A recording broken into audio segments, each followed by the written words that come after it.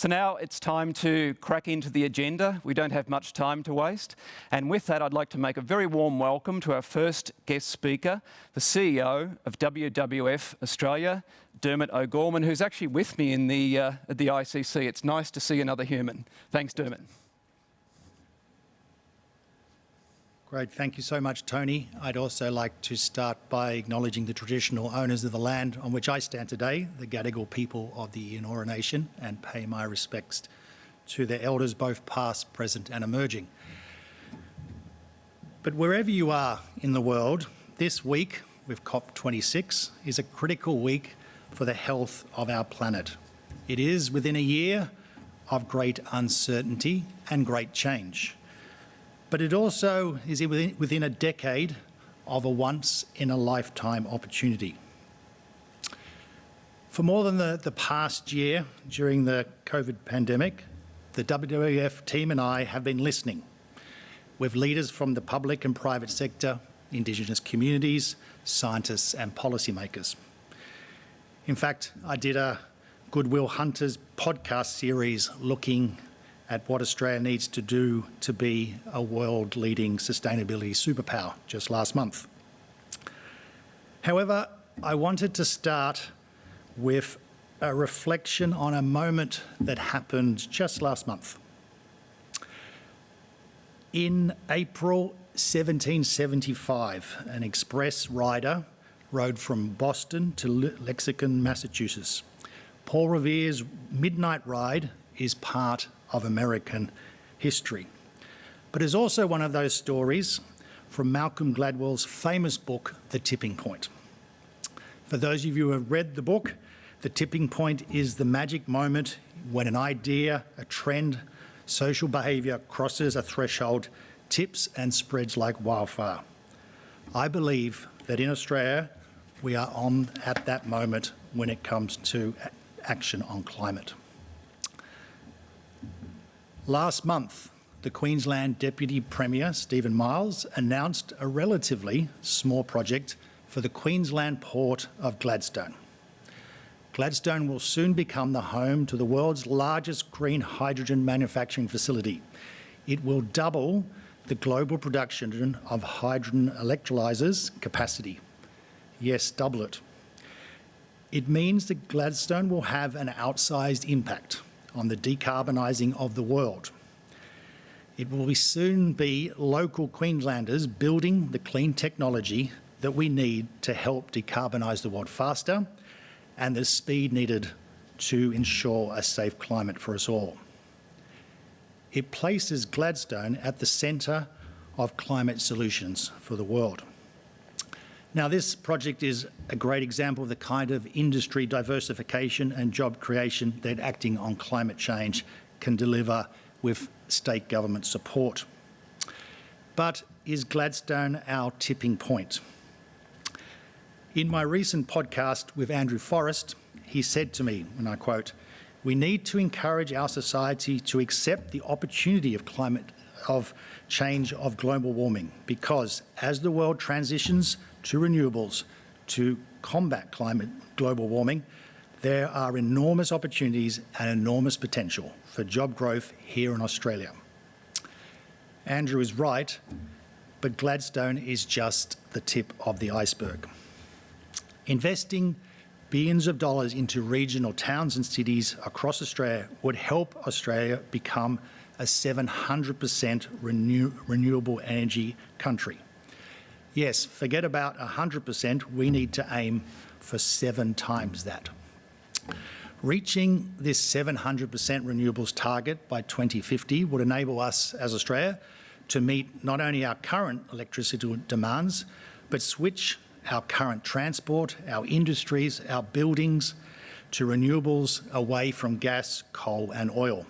Produce renewable hydrogen fuels for export, send renewable power to Asia via sea cables, and manufacture new renewable powered zero carbon products like green steel.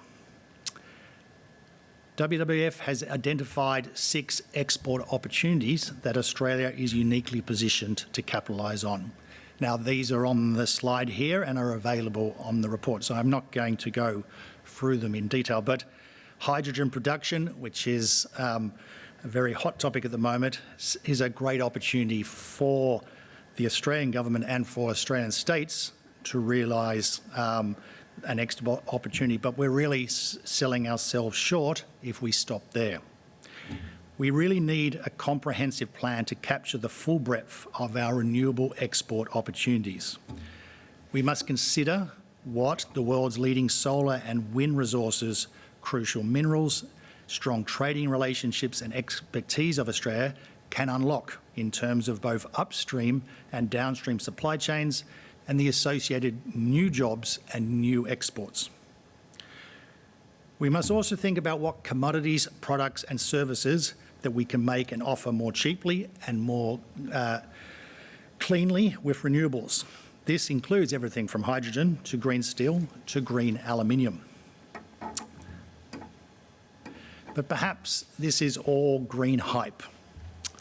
To see what action was needed in this decade and the opportunities of investing in clean energy exports, WWF, the Australian Conservation Foundation, the ACTU and the Business Council of Australia released last month a national report. It found that Australia could create 395,000 new jobs and generate 89 billion in new trade by 2040.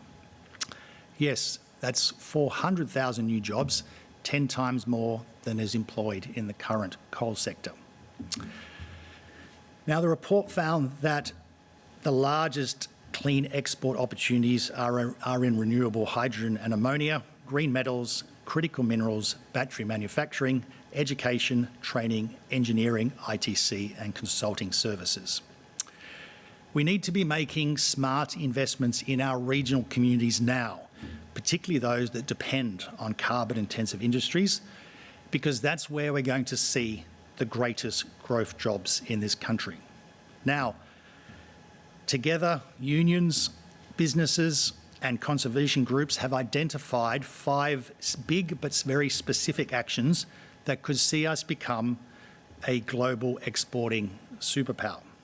Achieving this will require bold and coordinated action and investment in the development of a national clean export strategy.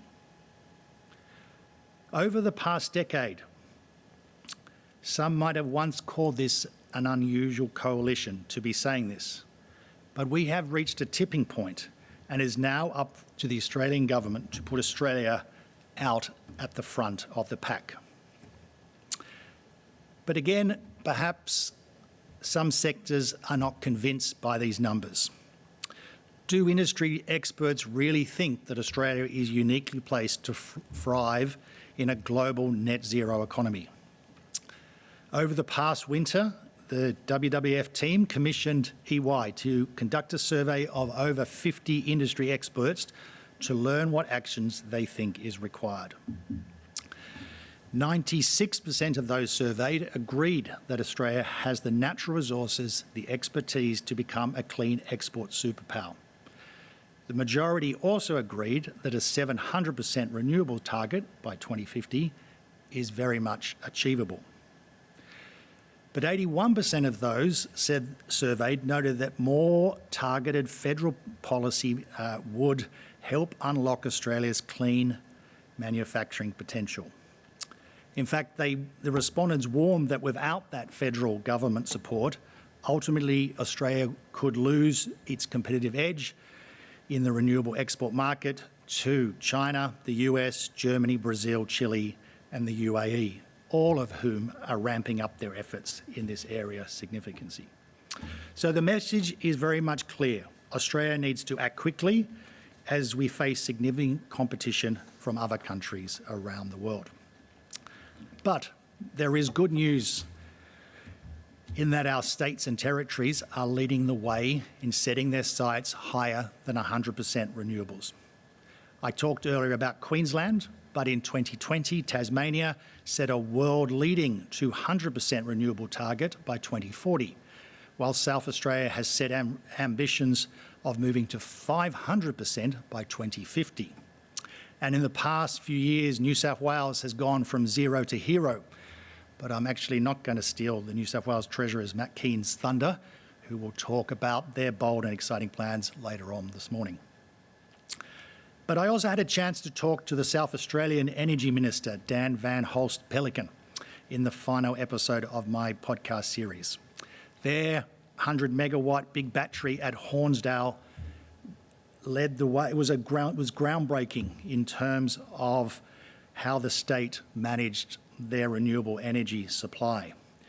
But Dan confirmed that while South Australia may have been an early leader in domestic renewable energy over the past decade, they are now starting to aggressively build the foundations to house an innovative renewable energy exporting industry in their state. But acting on climate will not only create jobs and ensure Australia prospers, it will protect our unique wildlife and wild places, because we know that failure to act in this decade will leave the places that we love more exposed to droughts, megafires and storms. In fact, the 2019-20 bushfires that we experienced here in Australia are a window into the future that nobody wants. So investing in healthy mangroves, healthy ecosystems are a highly effective way of absorbing carbon and offering protection to storm surges, using wetlands for filters and building drought resistance in our rural landscapes. We need more nature-based solutions for climate at a national scale, starting with the support for more resilient, climate-positive food production systems and the transition from native forest logging to plantations. With the right actions, we can literally shift Australia from being a deforestation nation to be a leading reforestation nation, which would benefit both wildlife, climate and people. We will be hearing again and again this week from Glasgow that the window of time for limiting global warming to 1.5 degrees is rapidly closing. Unfortunately, I feel that we will also see our federal government at the back of the pack. But rather than clinging to being one of the world's top global exporters of climate pollution, thermal coal and gas, we should be promoting Australia's export of climate solutions to the world, which can be one of our greatest contributions to the 1.3 target. Thankfully, as I've talked about today, and you will hear over the next few days, our state governments, Aussie industry, manufacturing sector and NGOs see this opportunity and are finally recognising that Australian innovation can bring us back to the front of the pack on climate action. So, is Gladstone our tipping point on the road to Glasgow? Only time, I think, will tell that. It has all the elements, the connectors, the mavens, the salespeople of the success needed outlined in Malcolm Gladwell's book. I do hope, however, that it does one thing. It helps change our nation's mindset to one of opportunity, and that we're able to transform Australia into being a global sustainability superpower. Thank you. And that was Dermot O'Gorman, CEO of WWF Australia, talking about what Australia needs to do to take the lead as we approach the tipping point and how nature-based solutions can also be a part of that. So thanks, Dermot.